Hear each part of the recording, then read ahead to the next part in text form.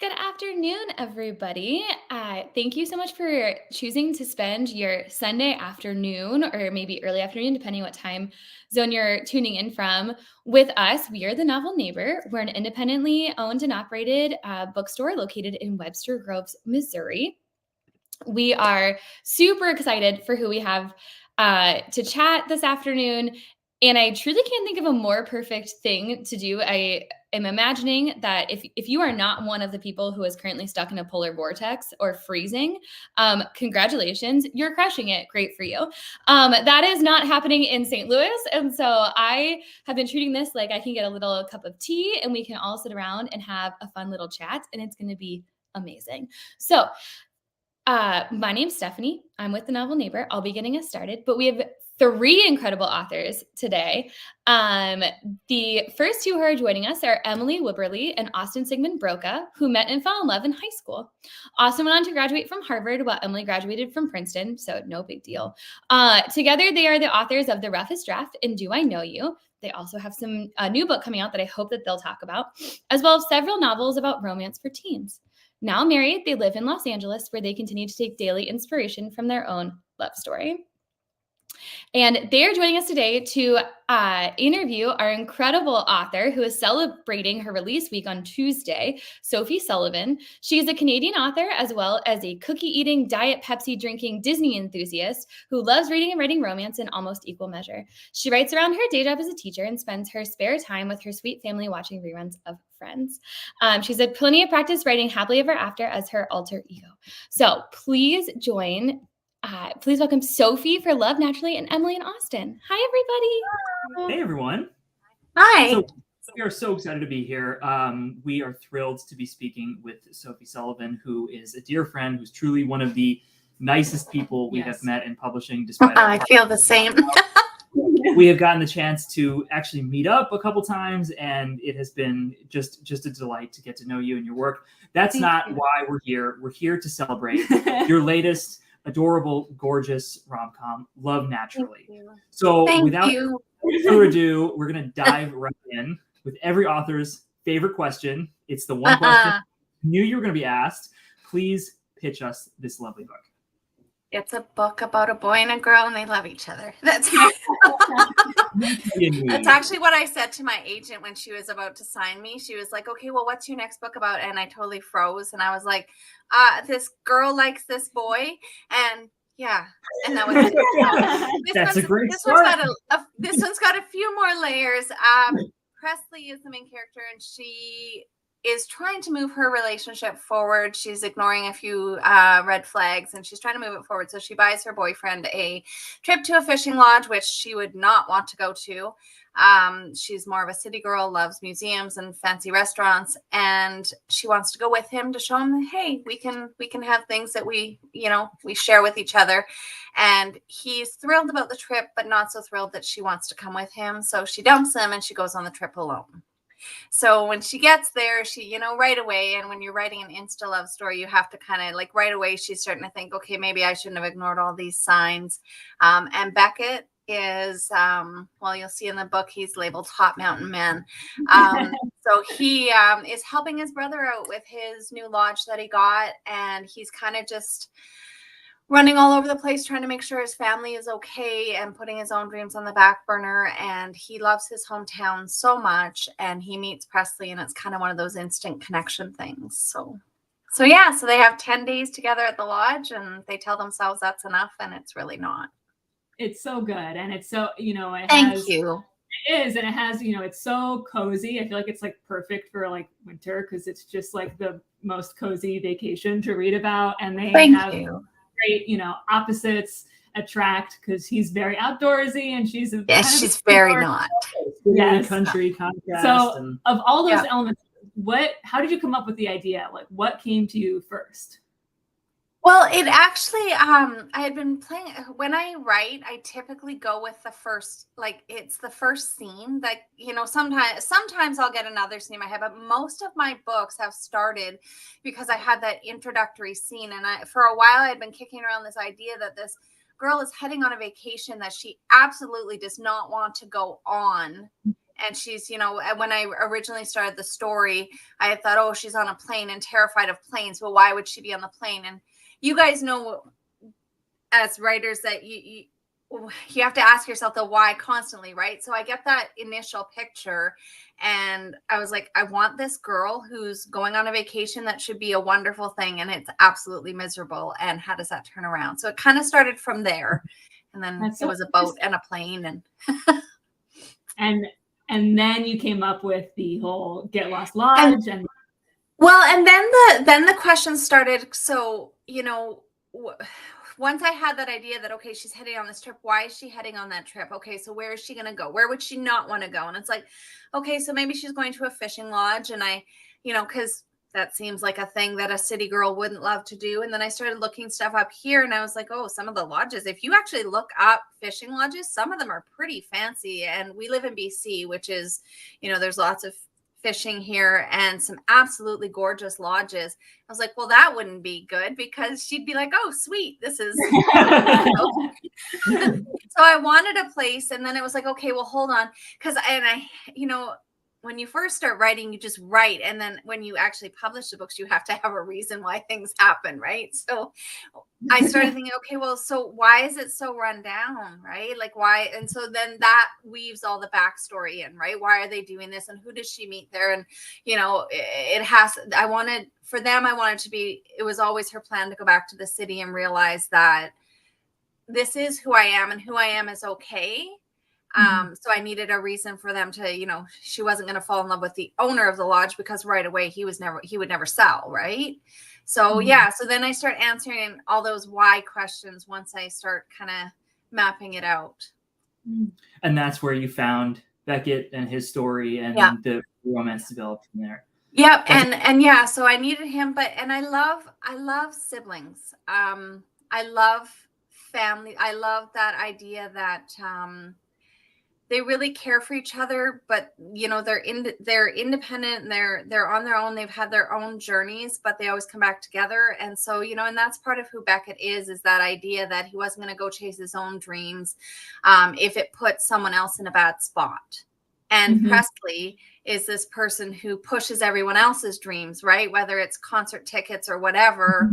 And she's decided to go after what she wants. And for them to come together was just a really cool thing. So I think a lot about once I have that initial idea, I think a lot about the duality of it. Okay, well, if she wants this, how does that make him? And what does she actually need from him? And what does he need from her? Right. And I think she gave him a lot of confidence to pursue what he wanted. Yeah. That's a great point, that it's, you know, within the love story, it's really all about how they each give each other what they need on a deeper level. So with all due respect to Presley, this is very much a vacation that we really enjoyed going on. Tell us about. You would enjoy? I enjoyed through reading the pages of your book. Yes. It felt as a vacation. Okay. I was like, really? Because I've seen Manhattan Beach. In all of its rough edges. So what you've spoken to this a bit, but is this how based on a real place is this? What was that research process like? Like what was bringing the character of that setting to life like in the process? It was really easy to write Presley. I like indoors. I actually do love indoors. When we came down to California, we got to see Manhattan Beach and San Diego. I love that kind of stuff. I love walking on a boardwalk with little shops and the ocean's right there. I absolutely love that. I do not love going for a hike in the woods. And this year I tried to make my family do it. I was like, everybody talks about this community trail here. We're going to do it. It's something nice. I'm like, I could take some pictures for my book. And we had stopped to drop off a present for Amy's friend. And we live in a place that like it's a major hiking area, right? So we had stopped to drop something off, and she was like, "Oh yeah, there was a bear here last week." And I was like, "Oh, whatever, like it's fine." And I there's like 4 of us in our family, and 3 of us are highly anxious. But I'm like, "No, it'll be fine. We're fine." We're going up the trail, and we're like, "Okay, it's okay." And the girls are complaining. Amy's actually she loves hiking, and Kaylee doesn't love it so much, but a gentle walk is good. And we go to park, and a bear jumps out of the woods. No. Like, oh my God. And Matt didn't even slow down. He just turned right around. I'm like, okay, so that is wow. That is not okay. That's So wild. I'm very much an indoor or a populated outdoor place with no strange animals. But You're much more like Presley. Much more like Presley. But I have been to a few cabins and stuff. And when I started looking at the fishing lodge, that research was actually really easy. We've been to a couple of places up here because, of course, Matt enjoyed fishing for a while. He's gone on a few fishing trips with friends and things like that. And we, you do as a couple, you try to combine those things that you like. So we've stayed at a couple of cabins that, it's not camping because I don't want to do that. And just the idea with the lake right there. So we've been to a few places like that. But actually, when I started really researching, there's a place not far from my house. It's about 40 minutes and it is just gorgeous. So I did honestly spend a lot of time on their website, especially because I just finished book 2 as well. I'm like, okay, so how, you'd book this and okay, who's making dinners and what happens? And I also, there's a little island that I went to. I've only been there once. It's called Bowen Island and it's in Vancouver. It's off the coast of Vancouver. And Matt and I had been staying with some friends while we were waiting to move into a house. And I'm not a very spontaneous person. And the girl we were staying with was like, let's go to Bowen Island. I'm like, where are we going? What is that? Right. And we went and it was honestly one of the cutest, sweetest days. It was just this tiny little island and there were breweries and restaurants and you could walk around it and stuff. And so I spent a lot of time for the story looking up Bowen Island, and then you have to get into the nitty gritty stuff to make sure it's realistic. So I was like, okay, does an island that small have a police force? Does it, and you start digging into all of those things, trying to make sure that it actually is a place that people could go. Yeah. So yeah, I definitely use I try to use somewhat local inspiration. If I had really needed to, if I hadn't been to a cabin or something, I probably would have reached out and sent an email and just said, could I ask you a few questions? But fortunately I didn't have to talk to anybody. That's always the goal. The richness is there. I mean, it sounds like you have an incredible reservoir to draw from of experiences and places. It's a very outdoorsy place for an indoorsy person. Which is such so much of what's fun about the story. And I wanted to, because we forgot to say earlier, if anyone has any questions at any time, I think you can drop them in the in the chat. I get a little excited. We will get to them. Get right off. So do I. It always happens.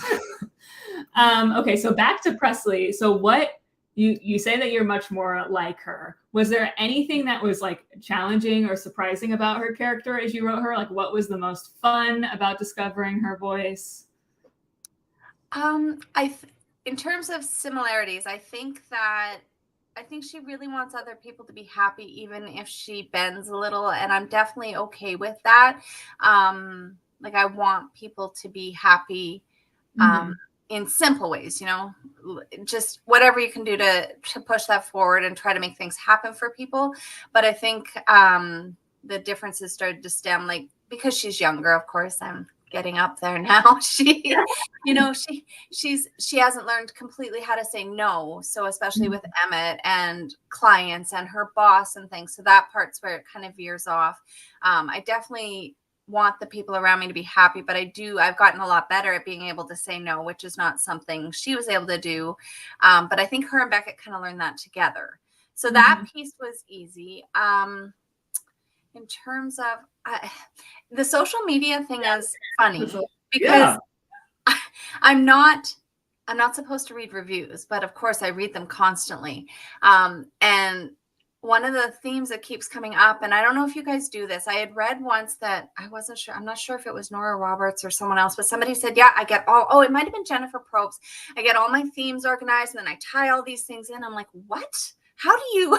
But then of course I'm looking at you guys who write a 40,000 word outline. So, but I'm like, I just write the book and go back and hope there's some themes in it, right? I hope there's something that stands out. So when I go back and I see these things, I'm like, oh, okay, that's what you picked out of it. And the social media presence is really, there's a lot of comments about that and that idea of the good versus the bad of the social media. And it's funny that that's the piece that's coming through, because that's the part I'm really bad at. And Presley's really good at it. And it's the one area of her life that she's actually really confident about it. She's like, I am going to be authentically me online, and it's going to lead where it leads, and look what it's done already. And I find social media such a difficult thing in terms of comparison and knowing what to put. And, I posted my book cover yesterday, which was amazing. I'm so thrilled with it. And I'm hoping that, a couple people will look at it, and then it's like, your reel got 5,000 views. This is your high. I'm like, what? So it's such a thing that I don't think I can actually get my mind around. And so that's a real difference. I wanted that there, but Presley isn't completely in charge. She's okay with not being completely in charge of wherever it goes, right? The Hot Mountain Man was an accident, but she'll post a sale and be like, oh yeah, you guys, you got this, right? So that piece was very interesting to explore. That is interesting. I feel like, even we experience this too, where like sometimes you write something and you don't really realize that it's like picking up on like things that you're like having anxiety about or thinking about in your life. It's probably, so like Presley, yes, for those who haven't read the book yet, she has a bit of a like travel influencer social media account that she is able to generate, interest in this lodge via her Instagram.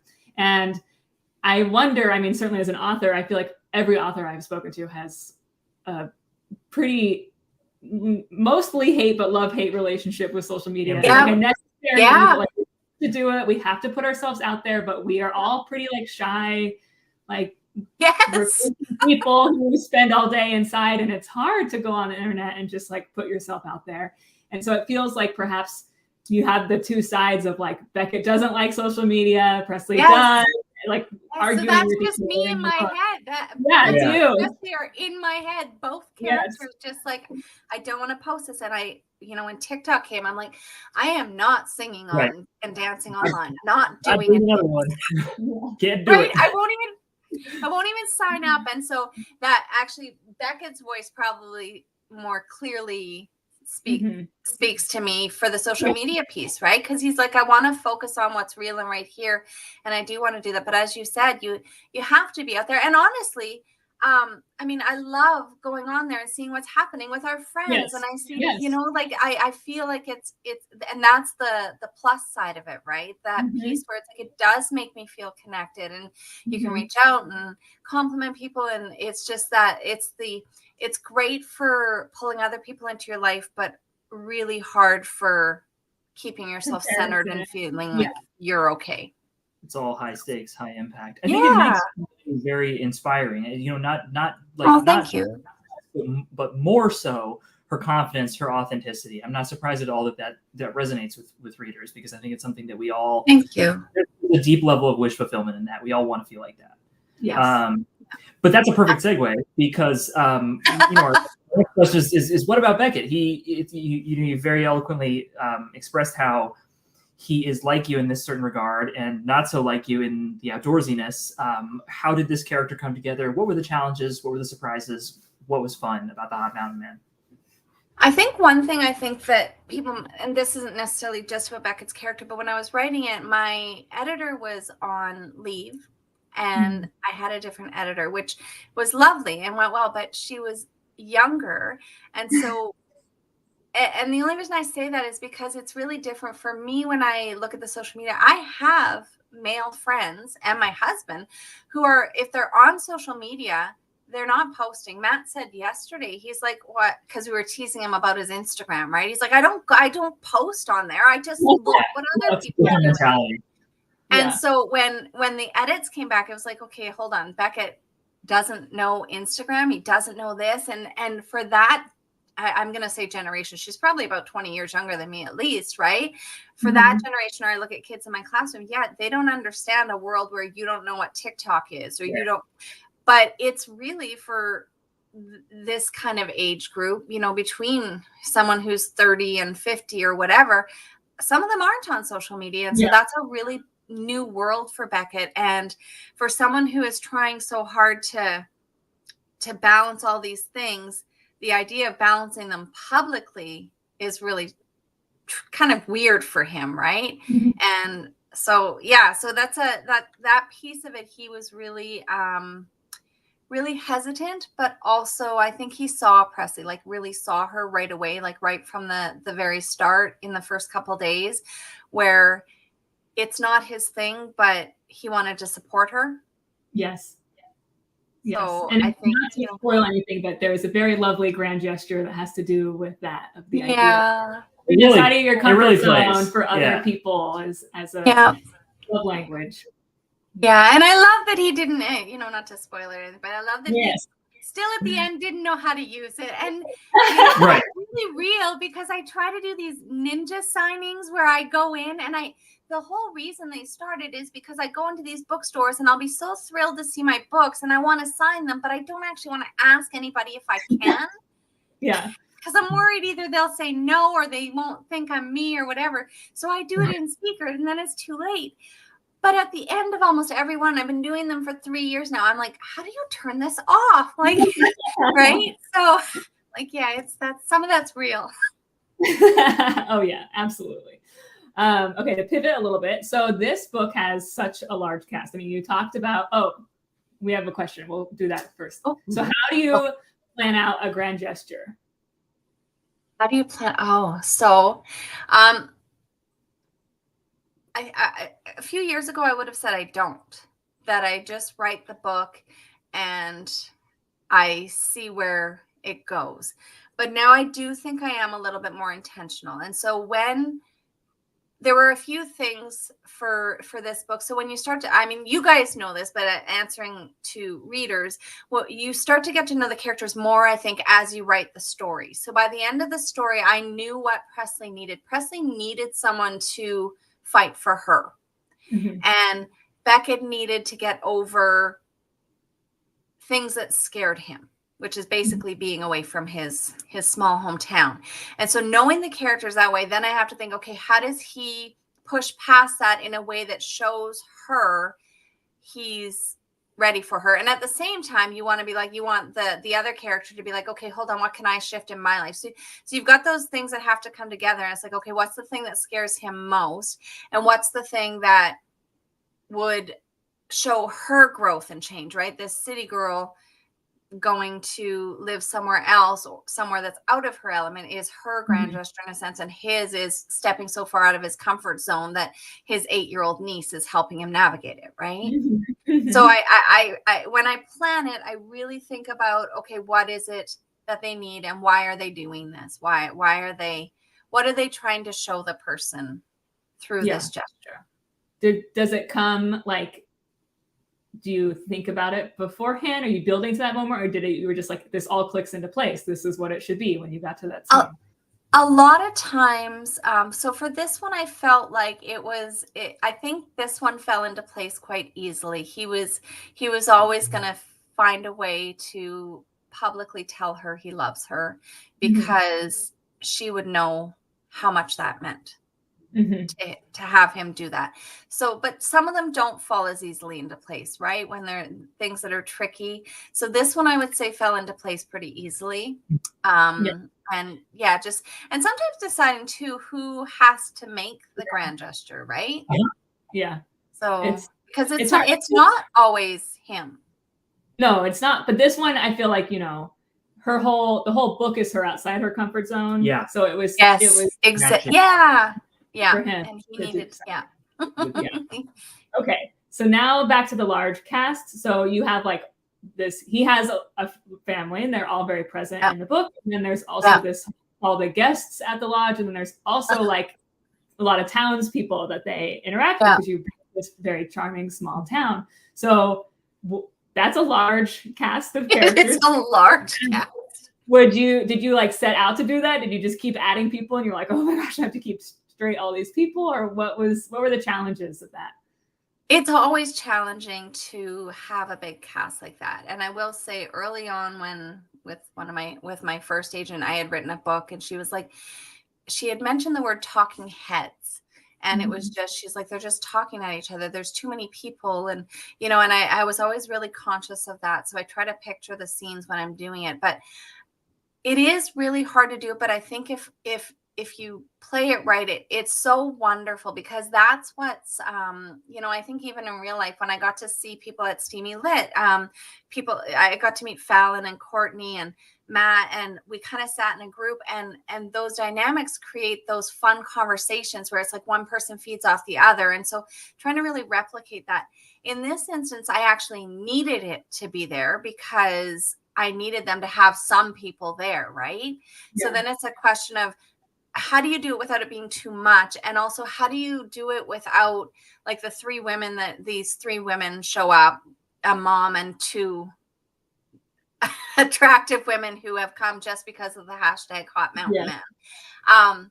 How do I not make them seem like caricatures, right? Like, how do I make them seem like they have a purpose? And they do, because I mean, they're there, and they saw this. And so I have all these characters, and I'm trying to have conversations. So I think that's probably where a lot of editing comes in, is I want them there, and I had to make sure they all had a purpose. Of course, Bernie had the biggest purpose, which kind of tied things in. I find the family piece easier to do. So when I do that, it's like, okay, that's a natural thing, especially with Ollie. I feel like kids lighten things really. Ollie, or kids and old people, really make it, and animals, right? They make it so that everything lightens, and everything like takes a sideways turn that you don't expect. And so those pieces are good. But I did worry about any dinner scenes and stuff with multiple guests and things. So I did have a few spots where it's like, oh yeah, 2 people left today and 2 people came back tomorrow. And so, and tried to really kind of limit that. But I also write cozy mysteries under my own name. And I think that's really helped, because in those stories, you naturally have to have a large cast of characters, because you have to have a lot of, suspects. Yeah. Right. So it's creating this quirky world of characters that all interact and somehow have a connection with each other. So I definitely think that helps me write the bigger scenes with lots of people there. That's interesting. Yeah, that makes a lot of sense. Right, that totally checks out. You'd need them to all seem sort of equivalently interesting and convincing, and real people, real motivations. That's without cool. losing track of them, right? Because I mean, I'm sure we've all read these books where it's like, okay, hold on, who was that? Like, you don't want that. You want people. Melissa Foster. I don't know if you guys read steamy motorcycle books. Probably not, awesome. But Melissa Foster. Right, Melissa Foster writes these beautiful books, and it just amazes me. At the front of her book, she has a family tree, and these things go back so far. And I'm reading one right now, and it's like someone from like 4 books ago and stuff. And so, but it's funny because for the most part, I can be like, oh yeah, I love that book, right? And that's what you want when I wrote an epilogue for 10 Rules for Faking It, like a bonus epilogue earlier last year, it's 2024. But you want, when you go into those stories, to be like, oh yeah, that's them, right? You want that connection. And if there's too many, or you don't do it right, then you're like, who is that? Who's talking and why? It's a balance. We had an audience question on this, and it's one that intrigued me. Which came first, writing the cozy mysteries or writing romance? Writing romance, actually.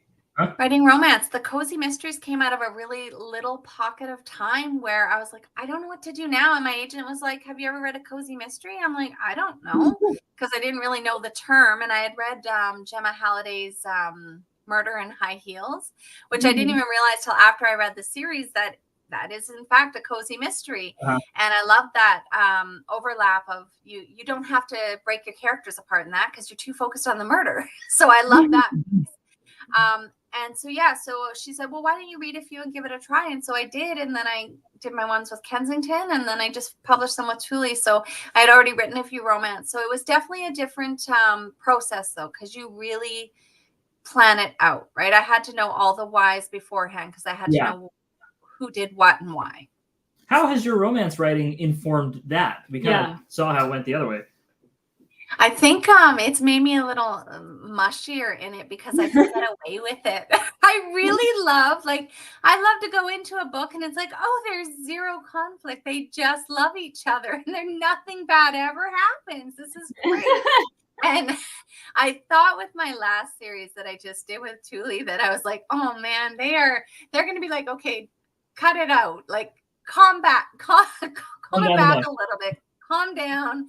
But they didn't, and I love that. I love because they could just connect, and it's a new relationship like anything else. But again, they're navigating murder and stuff, which gets in the way. But I think it definitely has allowed me to be more playful in that area, because I knew that's really not the part that, I, as a cozy reader, love those parts, but cozy readers can be pretty hardcore. They want the murder and they want to know what's happening, but I could have these affectionate pieces because they're not worried about that. Right. Yeah. How many books do you write a year? Yeah.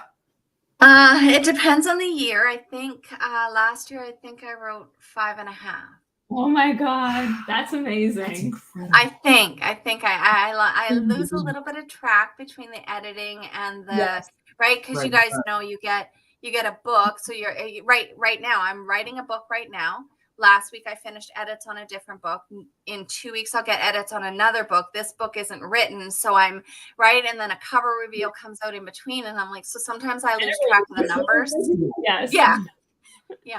So, but yeah, this year actually, just like you guys, I'm releasing 3 books, which is pretty exciting, right? Yes, incredible. Yeah. Yes. It's fun. 5 is a lot. So you mentioned as one of the challenges that you encountered was thinking about an insta love story, and you mentioned an instant connection. One of the things that we love about your romance and have loved over the years is that you have different types of relationships, different types of character dynamics. Curious, what were the challenges and what was the fun of working with this sort of instant connection framework? How was that? That's a good question. I don't know if you guys find this, because you've written several romance too, but by book 5, you're starting to think, okay, how can a kiss be different? Right? Oh, that's a really good question, because it's a really big challenge. And how can this character not be the same character as the last one, right? There's always elements of, I think, myself or the people around me in it, little hints of anxiety or whatever, the social media thing with Beckett and things like that. But I think so. I find that this one was a little bit easier because Presley was a brand new character. I find it more difficult in a book like A Guide to Staying Just Friends, because then I'm on book 3 of a series where it's like 3 brothers, 3 love interests. How are they all different and still very similar? Right. So with this one, it was a little bit easier because it's a fresh start and a fresh story. And I think I was able to make Presley stand out because her job was unique. And I really loved that. And so sometimes that really helps. It helps diversify the characters, because what she has to do and what she had, those little skills that you don't think of, what she has to be good at for her job. She's terrible if there's a spider in the room, but she's great if there's 6 mixed up reservations. So that kind of helps define the character, I think, by what she does. And same with Beckett, right? He's not like Chris, because he's not, which is from 10 Rules. He's this outdoorsy guy, and it's not corporate. It's very much family. And even though the Jansen brothers were very much about family, their focus is business. That's their what drives them. And so this was a very different tangent where they're trying to make this business work, but the underlying pieces, they're trying to make it work because they want their brother to be happy. Yeah. And so I think those things and thinking about what it is they're actually doing help kind of create little pockets of differences where, you could put them all in the same room together and be like, okay, you're different people. You're different. Yeah. Compass points. Yeah. But I see why you get along. Yeah. Did you do a lot of research into there's a lot of details about running or trying to get this lodge off the ground and fixing it up, and she's a concierge. And so is that anything you have any experience with, or did you do research? When I stay at really nice hotels, I call the concierge a lot. Nice. I always need more towels and more. I did grow up in a house where my parents renovated everything all the time, nonstop. I honestly, even now with our neighbors, I hate the sound of a saw. I'm like, oh my gosh, it's like Saturday morning when I was 10. So, I mean, I'm not handy in any way, but I very much grew up with my parents, purchasing something. They had a cabin, our house, and I was like, okay, this week we're going to add a wall to this room, and this week we're going to paint this. I'm like, why? Like, why? Just really into it.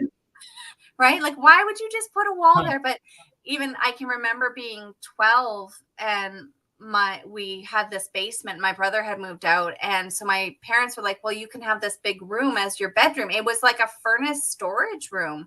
And I was like, oh, great. I get to sleep down with a furnace, right? Yeah, like it was so creepy. And there was no window. So I was like, super like, oh my gosh. And they took me to the store and they got me this like, at the time it was paneling, because I'm that old that wood paneling was actually cool on your walls.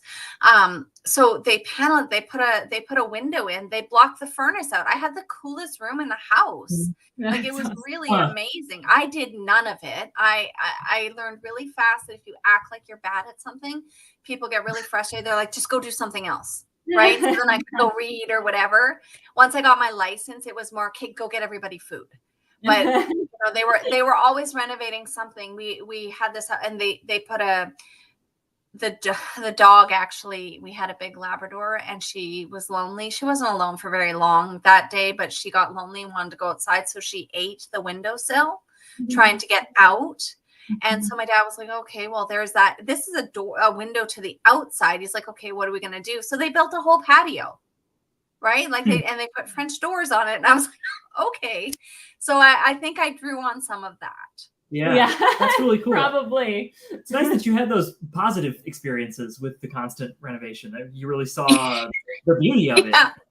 The gift. Yeah. We went to some friends. They were tearing down a house near our house once, and my parents were like, let's go get the floor. And as a 10 or 11-year-old kid, you're like, what are you?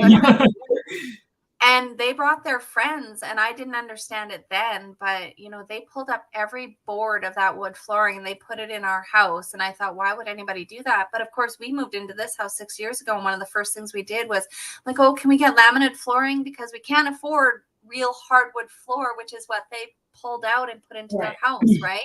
So it's very, very strange little things. And when I started diving into this story and creating things, you realize the meaning behind some of those extra little things. Yeah, for sure.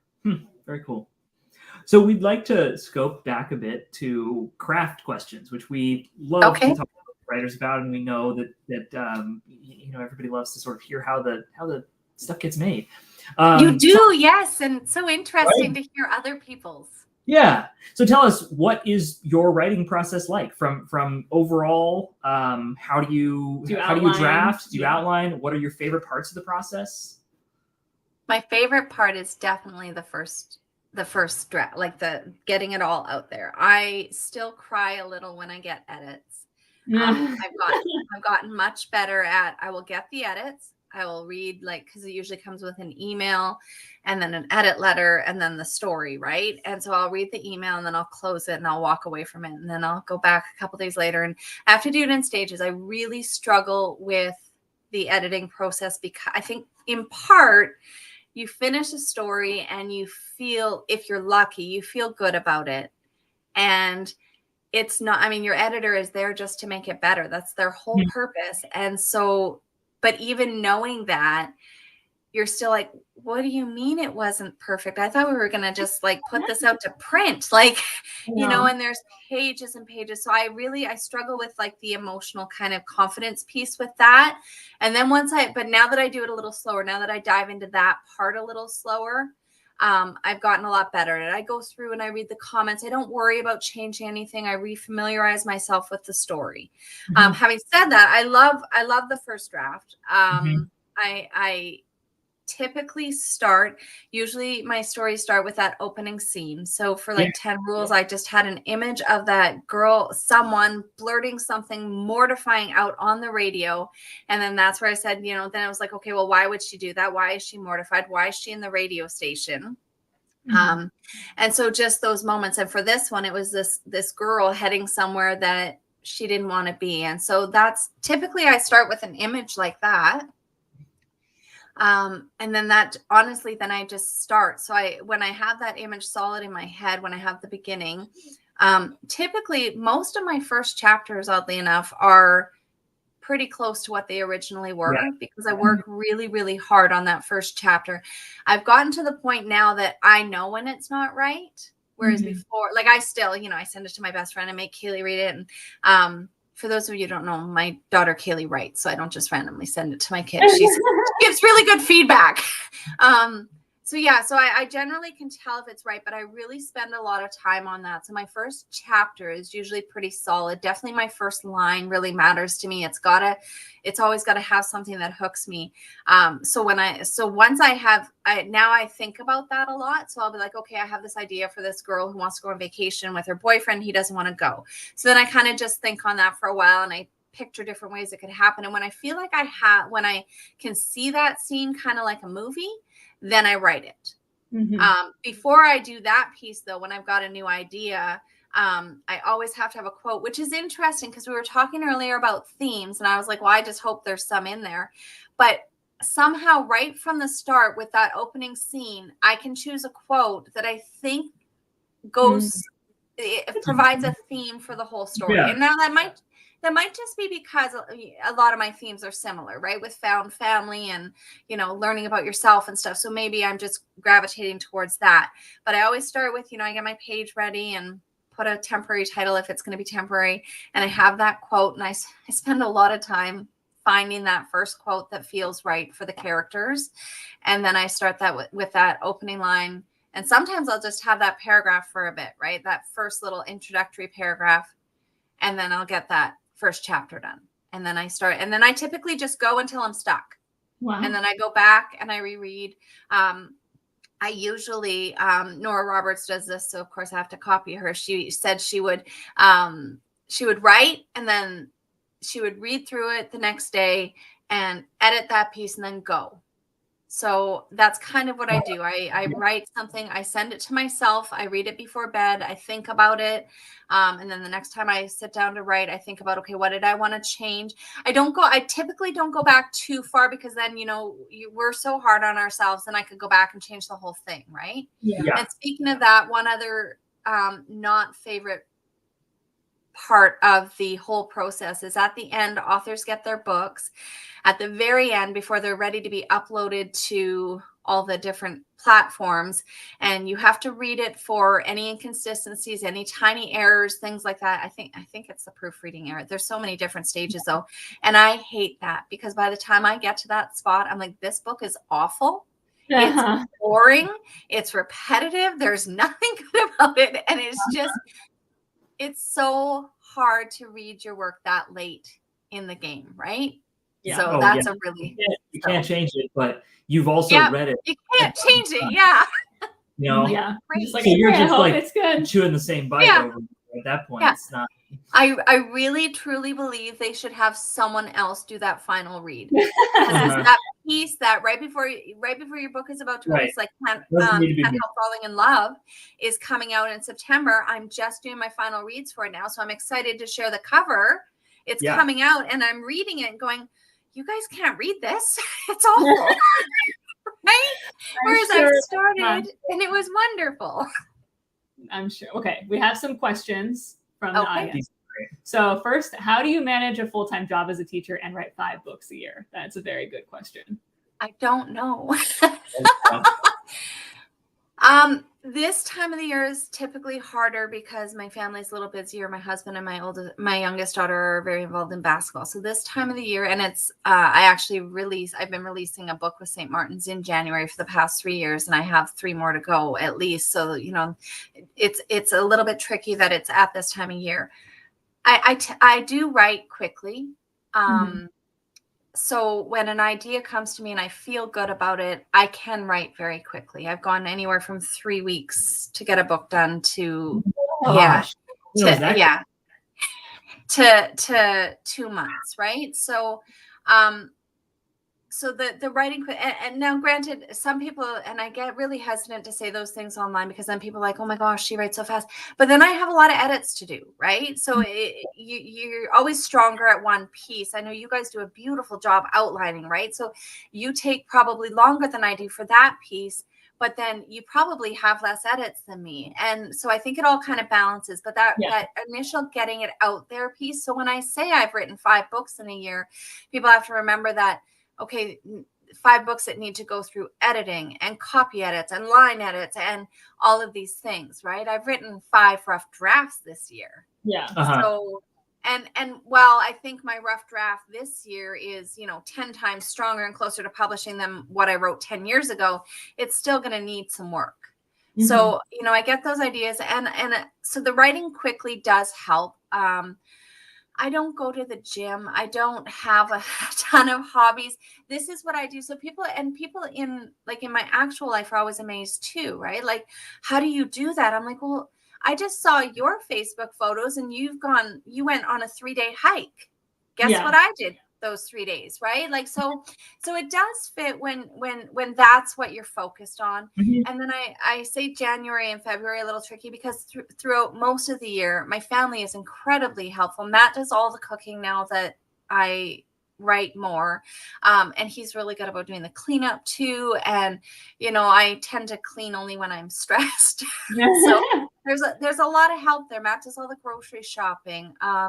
We don't have super active social lives because, we have our small knit group of people. So I think all of those things help. But I'm always amazed when somebody's like, oh yeah, I went to the gym before work. I'm like, yeah, I barely got up for work. So I think it's just a matter of how you what fills you up. Yeah. So yeah. Totally. So it fits in there somehow. Yeah. And sometimes I don't sleep. So no, I feel that. Yeah. When you and you guys do similar. Sorry, go ahead. Yes. Are you gonna ask the audience questions? No, go for it. Okay. This is the question for all of us. What is your favorite romance trope to read versus to write? Now, I'm curious if you two have different ones. Well, we've written a lot of second chance romance, so I think we have to say that is our favorite trope. But we've gotten to the point where we're like, we cannot. We want to do something else. We got to do something else. But like, if you asked us that question, like generally, like that is absolutely our favorite thing to write. We have a couple more coming, but then after that, we're really trying to not. That's it. We're trying to do something new. To read, I love an enemies to lovers. That would be mine too. Yeah. That's perfect. I really love best friends to lovers. I just love the idea. I absolutely love second chance romance as well, for reading it, as long as there's not too much dwelling on the fact that they were apart, because I hate when they're apart, right? So just that kind of, we parted on okay terms and now we're coming back together and it's okay, right?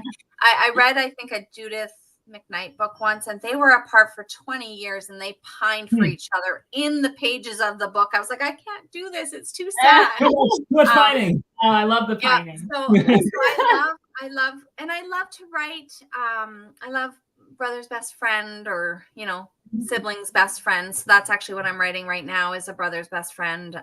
Childhood love. I love the idea that, there was that innocent friendship connection that becomes something more. So to read and to write. So this is a question I love that comes off of all of this. What do you think would happen if the characters from all of your books met at the Get Lost Lodge? Oh my gosh.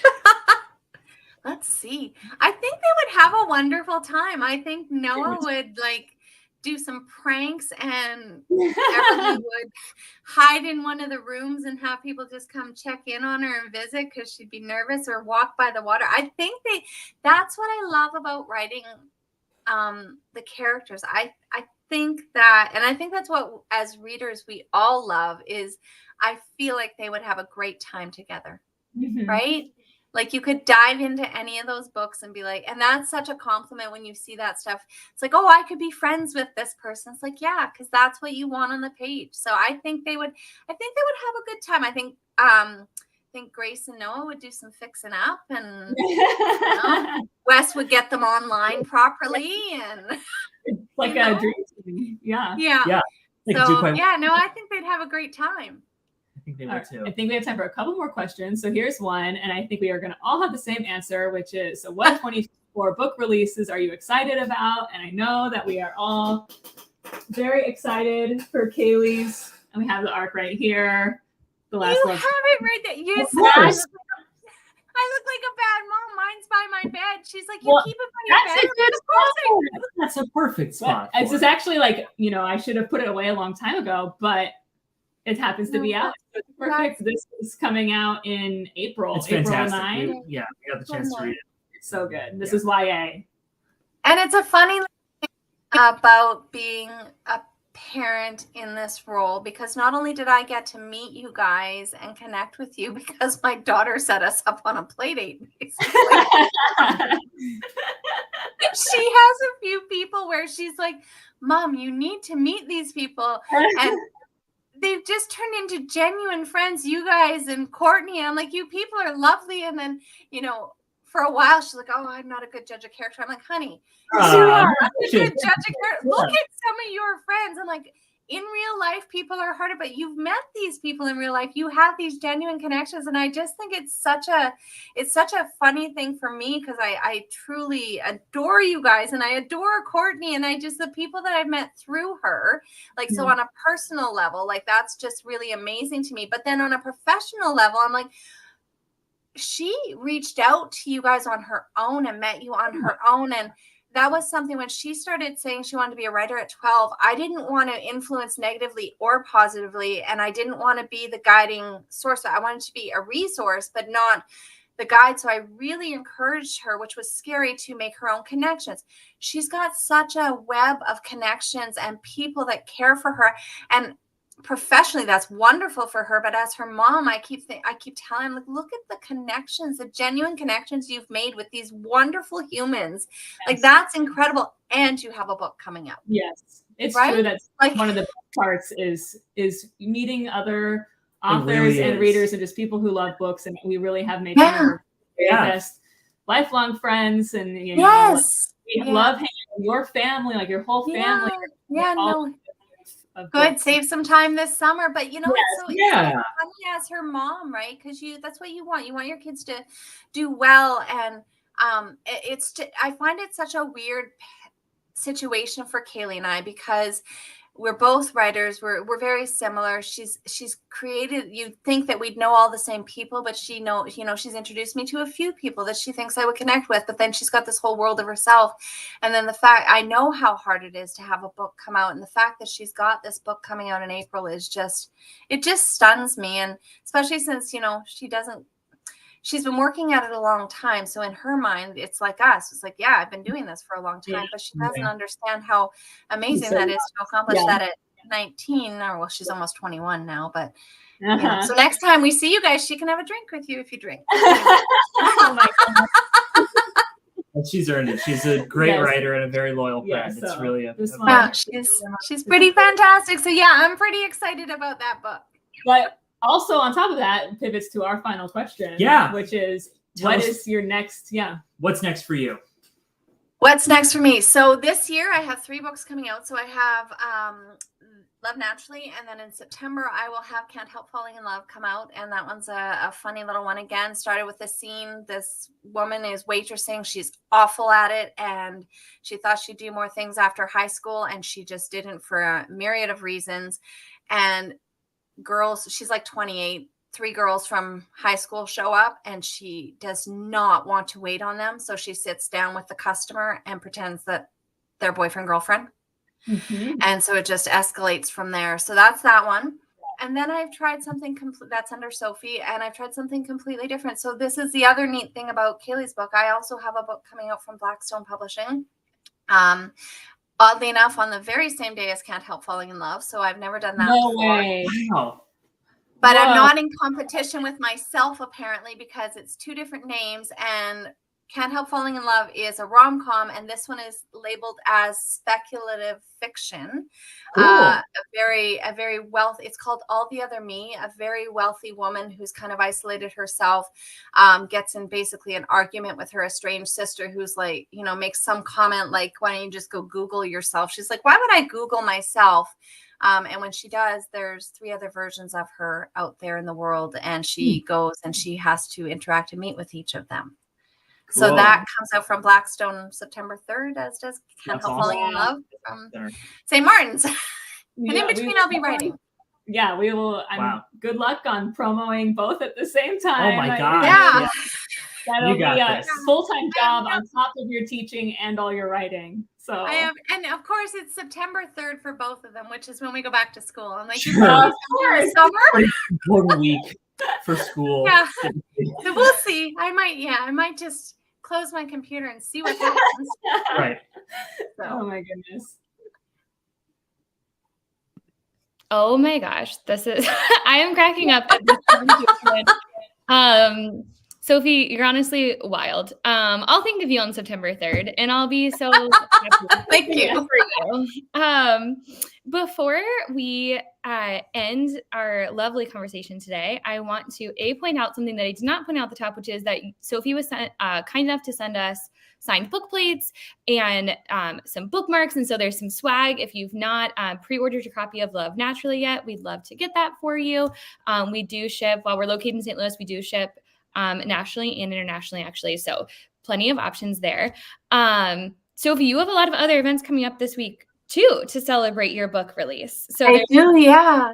I do. I have Wednesday. I'm doing chatting with Fallon Ballard, who just wrote Right on Cue, which was wonderful as well. And so we're doing that through Meet Cute. And then on Saturday, I get to chat with Alexa Martin. So very excited about that. And Emily and Austin, is this like the calm before the storm? The storm, because you guys have a storm coming too. It's kind of storm. Yeah, we're getting there. Yeah. Yes, our yeah, you guys have a few, right? So, and Yeah, I will say I was a little jealous. Kaylee's read the Breakup Tour. Oh. She talks about how wonderful it is. I'll know when I read it. Very good friend. Emily and Austin, do you want to say a quick thing about the Breakup Tour before we leave today? Because it's if you don't mind us taking the opportunity, we our next adult contemporary romance, which we also have right here, is called The Breakup Tour. It is out January 23rd. Cover. It is a great cover. It is about it's a gorgeous cover. Singer and musician who goes on tour with the ex who 10 years ago inspired her biggest breakup song. So it's a music-filled romance, and we're very excited to introduce everybody to its main pair. And that releases January 23rd? January 23rd. Yeah, so not this coming week. Not this coming Tuesday, but the next Tuesday. I thought I had that, sure. So still time to pre-order your books as well, which I really recommend to everybody. It will be on my shelf in just over a week. Thank you. Emily and Austin, you one guys of my are favorite covers. It's truly such a great cover. It's oh my gosh, gorgeous. So, and like I said, I've seen I forget, was it BK Borison with the quote that said it's for the Swifties? Yes, yes. My God, she's so cool. Yeah. You know? Yep. Emily and Austin, y'all were so incredible. Thank you so much for asking Sophie such excellent questions. I wish you could have seen me in the background. I was like cracking up. I'm confident that all the people that we cannot see who are watching this also felt the same. And Sophie, thank you so much. We're super excited for this book. It was so fun to hear you answer their questions. Is there anything you guys want to say before we log off today? Just thank you so much for taking the time. It was truly our pleasure. Yeah, it was really awesome. All right. Well, everybody enjoy your Sunday. Stay warm. Yeah, stay warm. Well, you guys are in California, right? So I feel like you're doing fine. You guys are fine. We are fine. Everybody else is doing warm. Yeah. You guys go for a nice walk on the beach. Yeah. And think of us. Think of Stay us. warm. Yeah. All right. Good night, good afternoon, everybody. Yeah. Bye.